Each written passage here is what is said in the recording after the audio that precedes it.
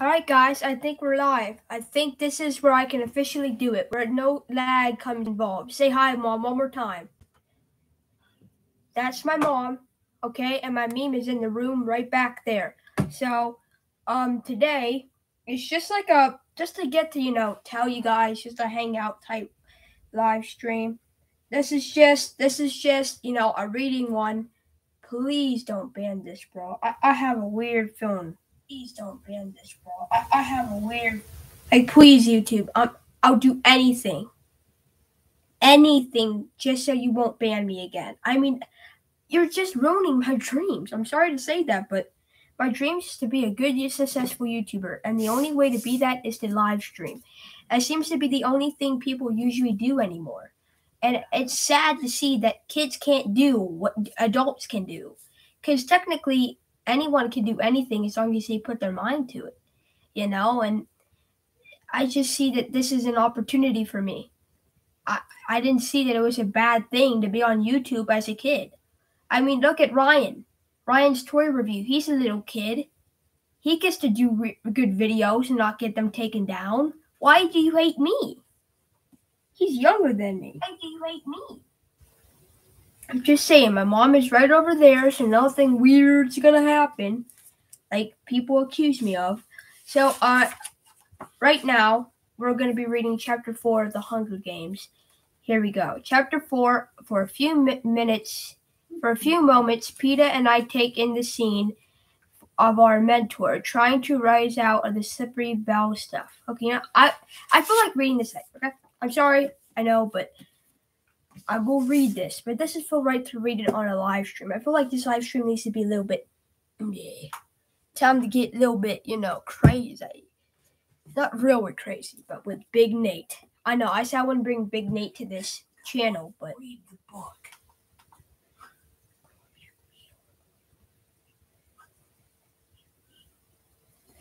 Here we go. So let's read this book, Chapter 1. I'm getting really sick of Amanda Cornblast's obsession with horses. And in Chapter 10, only a week before the big race, Wonderflakes come up lame. Right, lame is right. It's Tuesday morning at BBC. That's the Breakfast Book Club. And I'm half listening to Amanda rumble on about another stupid pony story. Last week it was Wonderflakes to rescue. Today it's Wonderflakes to the race. I'm ready for Wonderflakes 3 the nap and Wonderflakes 4 the coma. Teddy gives a snort that sounds and that isn't his fault. It's just the way he laughs. Exactly like a horse doing a major lip flap. I'm pretty sure that Miss Hickson, the librarian, is going to throw a nutty, but her eyelids are at half must, which is sort of a surprise because Hickey is usually good at pretending to be interested in whatever books kids are reading, even when there's snooze-a-thons like these. Elf Wars of Thorthon, the Dragon's Bane trilogy, Advanced Principles and Theoretical Mathematics, How to Speak for Better English, The Cheerleaders Club Boyfriend Trouble, Depressing Love Poems That Don't Even Rhyme. Not the real title, but it should be. I hate to read, I'm just here for the snacks.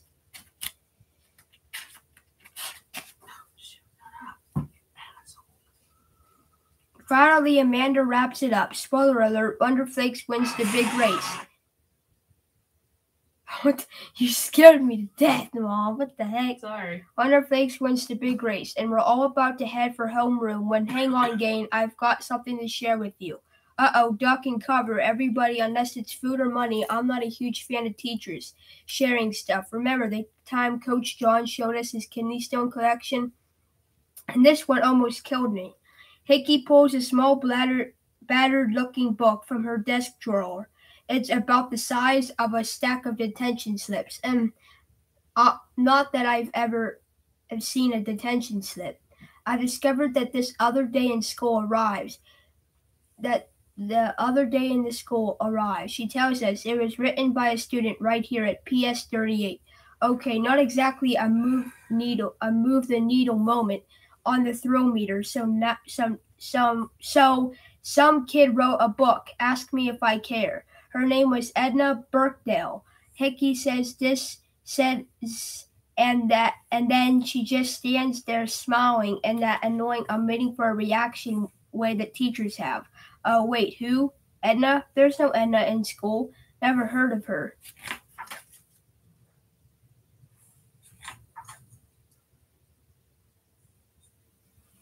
I'm not surprised you don't recognize the name, she continues. She lived 100 years ago, which makes this a very old book.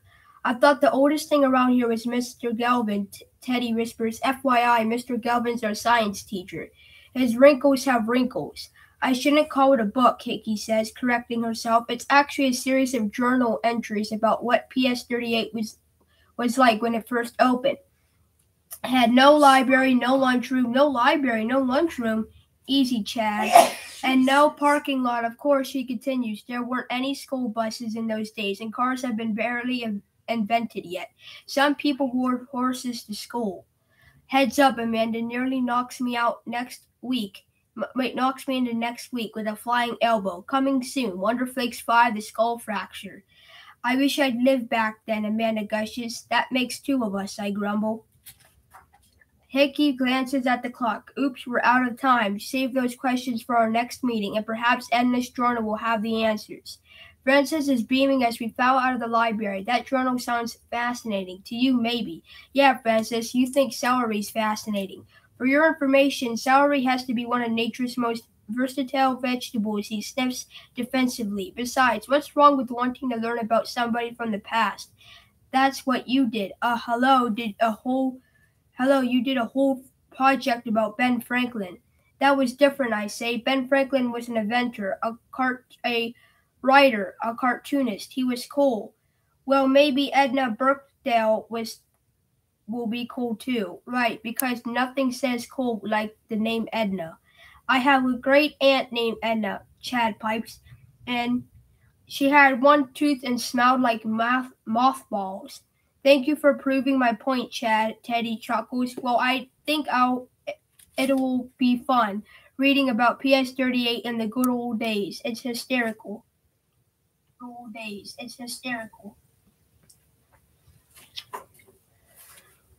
That's Francis for you. He really is interested in history and celery and just about everything else. We all know he's one of the smartest kids in school, but he doesn't walk around advertising it.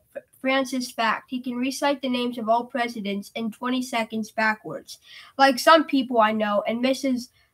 Godfrey said my essay was the best she's ever read. See what I mean? Introducing the amazing Gina and her expanding ego. We get the point, Gina. You've got a big brain and a mouth to match. She spots me and struts over. Nice job at BBC, doofus, she smirks. Duh, hey, everybody look at what I'm reading, another stupid comic book. I feel my ears start to burn. If you were half as smart as you say you are, Gina, you'd know the difference between a comic book and a graphic novel, but you're not, and you don't, so zip it.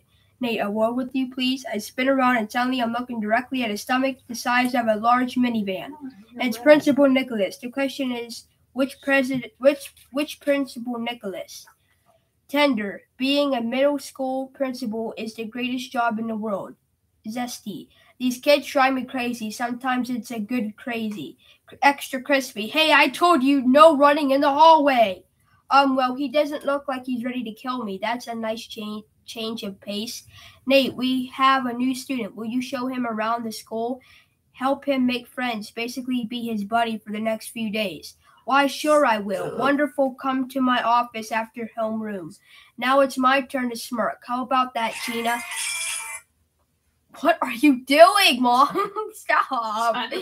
Now it's my turn to smirk. How about that, Gina? He could have asked you to show the new kid around, but he asked me. Congratulations, she sneers. He gave you a job that a trained monkey could do.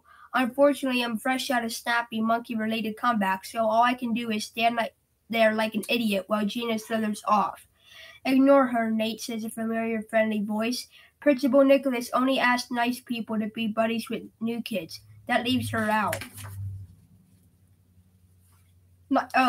Good one, Dee Dee. Gina must be president of the debate team, but Dee Dee always seems to get the last word. Want to know her secret? She never stops talking. So who's the new kid, Dee Dee finally asked after bubbling babbling for several minutes about, sorry, I wasn't really listening. No idea, Tower. I just hope it's somebody good, you know? That's the thing about being the buddy to a new kid. When it goes well, it goes really well. Like when I showed Teddy around after he moved here. We were best friends in no time. But when it goes bad, that's when you end up with a list like this. I kid you not. PS38's new kid disasters. Lord Dumphy. Not a real positive person. This school stinks compared to my old school. I hate it here. I hate you all. Mike Mooch McDonald. Don't sit near him during lunch. Hey, that looks good. You're gonna finish that? I'll finish it. Can I have just a bite? Have a bite, just a bite? Kim Cressley. She's not a disaster to anyone else, just me. Walk me from school or I'll break your kneecaps. Okay. After homeroom, I scoot down to the office to meet the new kid. It's a little weird. I don't know his name, what he looks like or anything about him, but I am supposed to be his buddy. Well, hello, Nate. Hello, Mrs. Shopolsky. You must be here for Breckenridge, she says. Breckenridge? What's that? Principal Nicholas swings open his door and waves me inside. He's not a what, Nate. He's a who. Meet your new classmate. Nate Wright. This is Breckenridge Puffington III. Well, that's quite a name. The kid gives a timid little wave. Frankly, he looks ready to wet his pants. Guess it's up to me to get this party started. Hey, I say, reaching to shake his hand. He's got a grip like a limp noodle. I felt a faint glimmer of recognition. Something about Breckenridge Puffington III seems familiar. Or does it? Have I met this kid before? So that's it for chapter 1. We're gonna read one more chapter because I'm actually gonna do my homework at 7 because it's easy. My homework is pretty easy. If you don't know, in 8th grade, I'm in 8th grade. What I do is there's this like periodic table. I have to do like this research, which I am actually enjoying. Because if you don't know, I'm a big nerd, which means I love school and I get good grades. And something about school I want to tell you guys before we read again is school can be fun, or school can be the worst thing that you've ever been to. And for me to say I hate school a lot, I now love it. For some reasons, 8th grade so far has been the best year ever. I don't know why I say that. It's a new feeling to me. And having the 7th graders that go to my school, it's a whole brand new story. Yes, my best friend moved away and other friends moved away and I don't have my pap anymore, but it's still a very interesting year. I got good teachers that would understand me. I get counseling and much more. So the year is off to a great start, and I can't wait to see what else the year holds for me. I'm hoping it holds good stuff and not bad stuff, like, fights and stuff, which I'll never get myself into. Personally, I like standing up for my friends, but at my school, you can't do that. But pretty much, I think every school is the same thing, if not almost the same thing. But, yeah. One thing I like about Big Nate Lives It Up is that I've already read it, but the thing I like about Big Nate Lives It Up is probably just the fact of how unique it is. Every Big Nate book has a theme to it that none other book actually took a road down, which is awesome because these are the first book series to actually make me want to read more. And it's the first book series that I've ever actually felt connected to. Well, my best series actually is not Big Nate, which you might think, what? No, but the best one, in my opinion, is not that, okay? And I know you might be saying, Adam, what are you talking about? It's Diary of a Wimpy Kid. Bum. That's my favorite book series. It's my favorite of all time, bro. I feel so connected to that. It makes me laugh all the time. Maybe not as much as this book, Big Nate, but it's still very fun. And it's even funner than this book. Anyway, let me see. Is this still streaming or am I just talking to myself? Is this still streaming or am I... Okay, good. Okay. Chapter 2. I'd say this looks like the beginning of a beautiful friendship.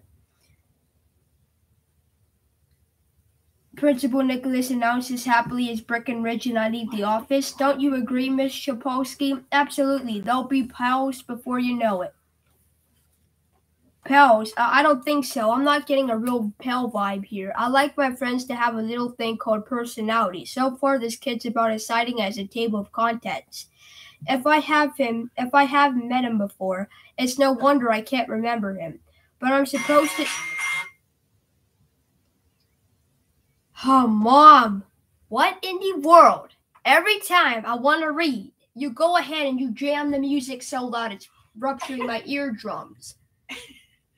Part of my game. You get it copyrighted. I'm gonna cry. I'm going to cry my eyes out, bro. It just comes on my game. But I'm supposed to show him the ropes, right? Well, the first period bell is about to ring, so I better let him know what he's in for. Brace yourself for Mrs. Godfrey. Who's that? His voice. He says his voice is half squeaky, half whiny and squiny. She's the social studies teacher, I tell him. I dig into my notebook and pull out a wad of papers.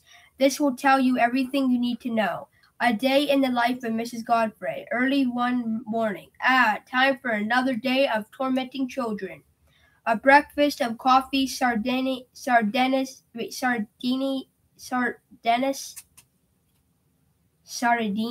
or however you say it, and raw onions give my breath a special quality. Much, slurp, slop, nerf. I can't wait to see the students' bratty little faces when I give them back their test. Wah-ha-ha-ha-ha. Soon, quiet, punks. Down now. Miss Godfrey. Yes, dear Gina? I brought brownies to share. Narf. Aren't those for the whole class? Are you sassing me?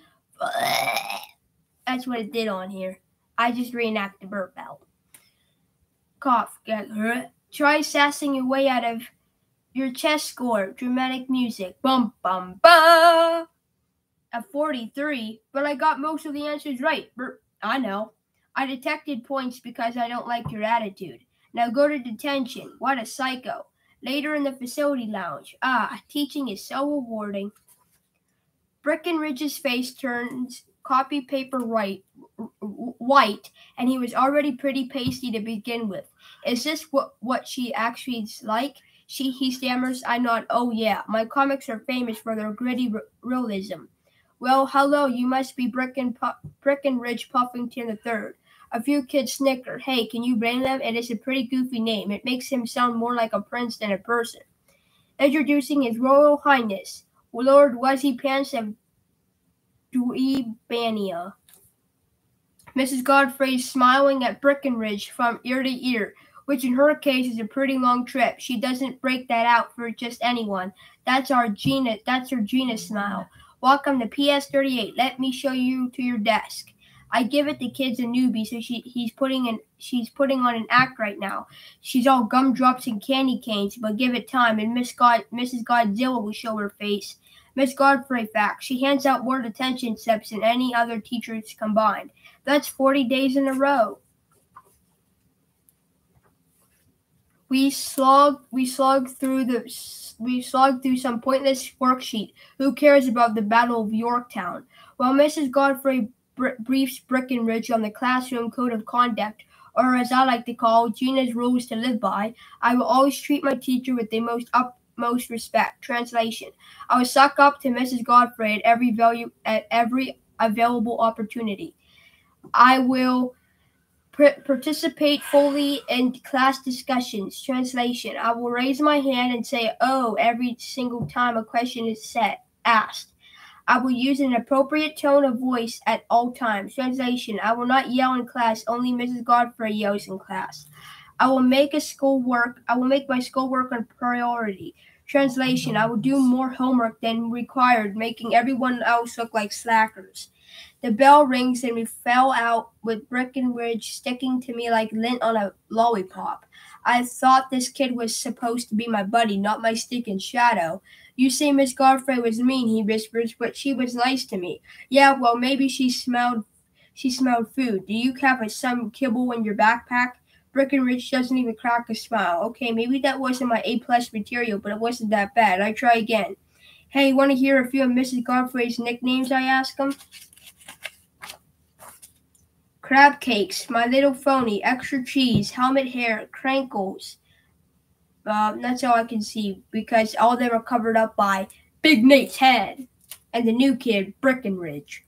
I wait for a response. Crickets, what's wrong with this kid? I'm usually good at making people laugh. Zeep, sploosh. Ha ha ha ha ha ha ha ha ha ha ha ha. See what I mean? Teddy helps me to my feet, still chuckling. Did you see the sign? Maybe I would have, I snapped, trying to squeeze the water from my shirt. If Buddy had given me a heads up. Breckenridge mumbles something about trying to warn me. I don't really hear him since he has such a wimpy voice, and B, it's sort of hard to be a good listener when your underwear is soaking wet. So true.